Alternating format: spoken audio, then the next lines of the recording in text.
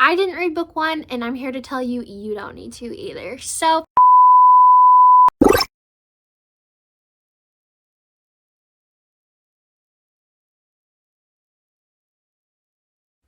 hey guys, what's up? It's Ashley. Welcome to my channel. If you are new here, I'm here with Small Town Romance Recs. I was excited to do this video because small town romances aren't normally my go-to.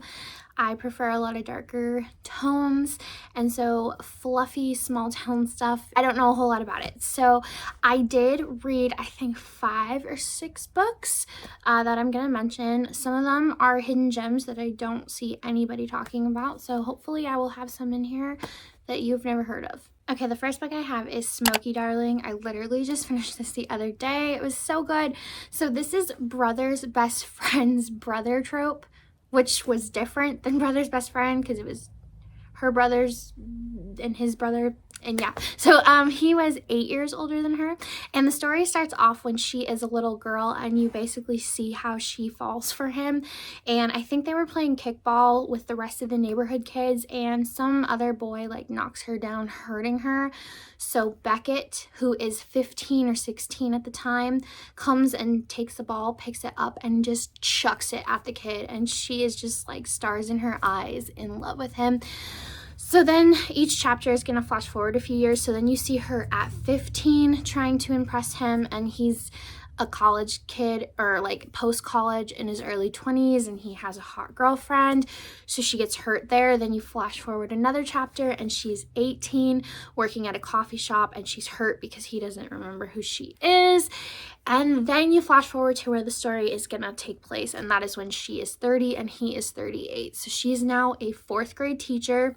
She lives in the town that she grew up in, and he has returned. So he became a wealthy businessman but decided the business life was not for him. So he moved back to town to kind of do some wilderness work because he just loved to be outdoorsy. And so they meet while she is chaperoning her class's field trip, like on a overnight camping trip, and he happens to be the wilderness guide. And so this is definitely one of those cases where it's she falls first because of her crush on him when they were little, but he falls harder because when you pick up in the present day, he is like instantly attracted to her. He's really possessive and jealous because there are a lot of single dads and another single teacher that are very interested in her. She's not interested in them at all. They kind of harass her. So there's a little bit of conflict with there, but overall, I really loved it. It was just a nice, wholesome, small town romance. And then I read the sequel to this duet, which was Latte, Darling. And this is about Eloise, our main character from the previous story, her best friend Maddie. And Maddie is 31 and she is trying to find love, and she's trying to find a date to Eloise and Beckett's wedding. And so the first chapter of the story, she has an online date and she's supposed to meet him at a bar. Well, he ends up standing her up and not showing up, so his father ends up coming to politely tell her that his son will not be making the date. And this is a major age gap daddy kink. He was 52 years old. She was so attracted to him, so she invites him to sit down. He was also like Beckett in the previous story, where he was very alpha, jealous, possessive. I really loved this one. I loved it slightly more than the previous one, but overall these were both just really, really good, wholesome romances. And I have Tattered Stars by Cowles. This is the first Cowles book I ever read because she's kind of popping up in the last few months. I feel like everybody's starting to read her, and I wanted to see what all the fuss was about, and I really did enjoy this story. This one is gonna have like heavier tones because of the themes here. So the story is set up very interesting in the sense that our hero Hayes, his little sister Shiloh, was kidnapped as a child, and she was kidnapped by our heroine Everly's father. Well, when the story starts, Everly is 11 years old, and she actually turns her father in. She goes to the sheriff's office, sneaks out one night, and reports him and says, listen, I know where this little girl is. She's at my house. You can find her there. Well, her father gets arrested and all of that, and obviously time moves on. I think the story picks up when she's like 26 or 27, and she decides to move back to this town because she was basically pushed out. And when she gets there, she's not welcome. Her uncle and her brother are very angry at her for turning her father in. They thought she could have gone about it a much more discreet way. Hayes doesn't want her there. He hates her because he looks at her and connects her to his sister getting kidnapped. So this is definitely a hate to love story. I will say though, the hate didn't really last that long. Probably like 15% in, honestly, but overall I really love the story. I love the family in this story, Hayes's family, because I think each book is his siblings, and I was kind of obsessed with them. They were very, like, it was easy to get attached to them, so I'm very excited to continue on with the story. Next one I have is The Birthday List by Devney Perry. I loved this story. This is gonna be one of those death of a spouse stories, which are always kind of tearjerkers and get to me. So this story starts with Poppy sending her husband Jamie to the store to get some last minute things for a party that they want to throw. And he doesn't come home, and a few hours later, a cop, Cole, he comes to the door to deliver the news, and he sits with her the entire night because she just doesn't have anybody else there for her. And then your story is going to flash forward 5 years. And basically, Poppy's husband, Jamie, had a bucket list, but it was a birthday list, and it was a list of certain things he wanted to do by a specific birthday. And so Poppy ends up wanting to honor his memory by finishing that list. And so when the story picks up, these two kind of find their way to each other again, and Cole offers to help her finish the list. And it was just a really fun story, and I really liked it overall. Then I have another Devney Perry book. This is Tattered. This is the first book in, I think, the Lark Cove series.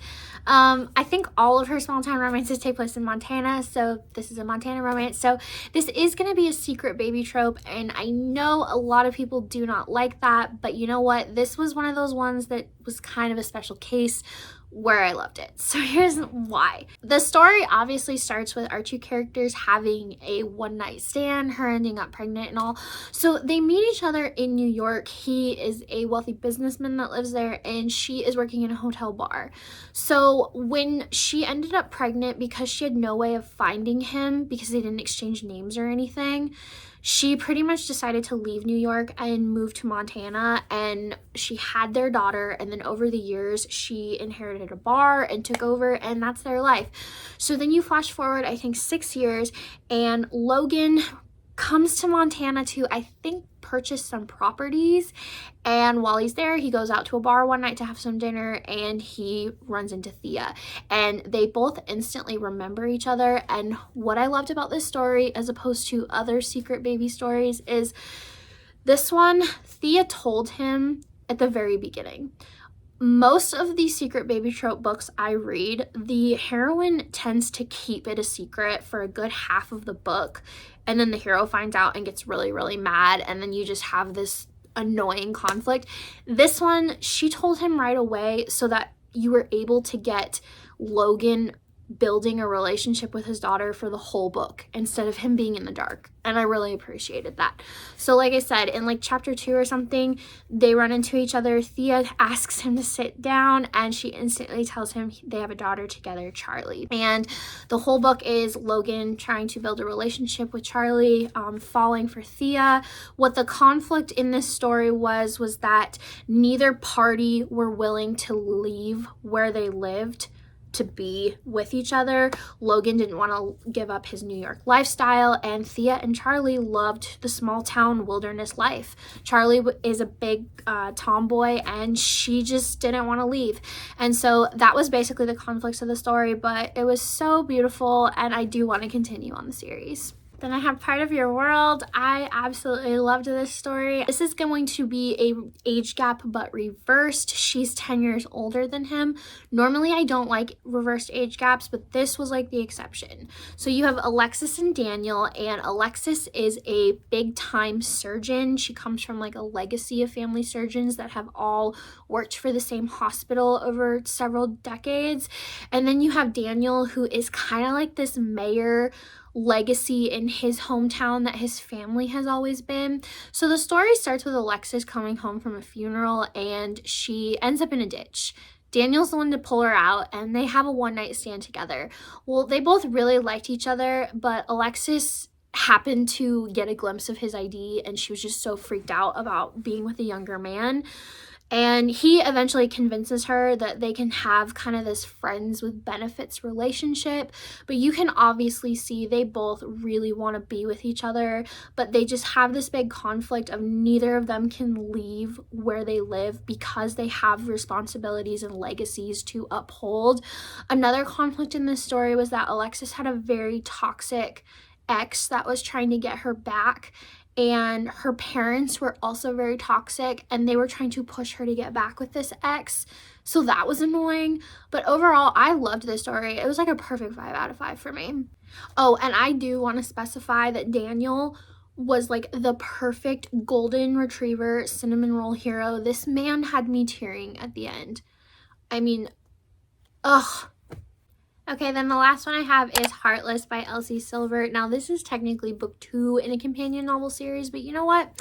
I didn't read book 1, and I'm here to tell you, you don't need to either. So, the reason I did not read book 1 is because it had a lot of mixed reviews. A lot of the people that I fully trust with their reviews did not like it, but they liked book 2. So, I decided to just skip it, and you know what? It really doesn't matter. So, book 2 is going to be a single father age gap nanny trope, which I love. That's why I was like, sign me up. So we have Cade and Willa, and at the beginning of the story, Cade is trying to find a nanny for his son, but he doesn't want a younger, attractive girl because he just knows that they're going to try to throw themselves at him because it's kind of been a history of that. And so Willa comes along, and I think she's like the friend of his brother's wife or something like that. And he doesn't want to give her a chance, but he ends up doing it, I think, because she bonds with his son. And so this is very Grumpy Sunshine, like him just being attracted to her but not wanting to go there.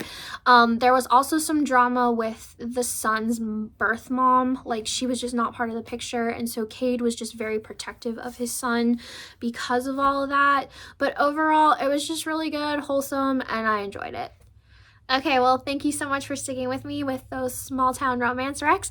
I will definitely be continuing to read a lot of these just because I really liked them and I'd like to continue on their series. I do have a dark romance for beginners guide planned next, and just kind of a lot of other videos planned. But if anybody ever has any requests, please let me know, because I did have a few people that had requested small towns and they reached out to me, so it was just kind of fun to do that. So if anybody ever has any ideas, please let me know, because I'm always looking for more challenges as a reader. But as always, until next time, I'll see you guys later. Bye!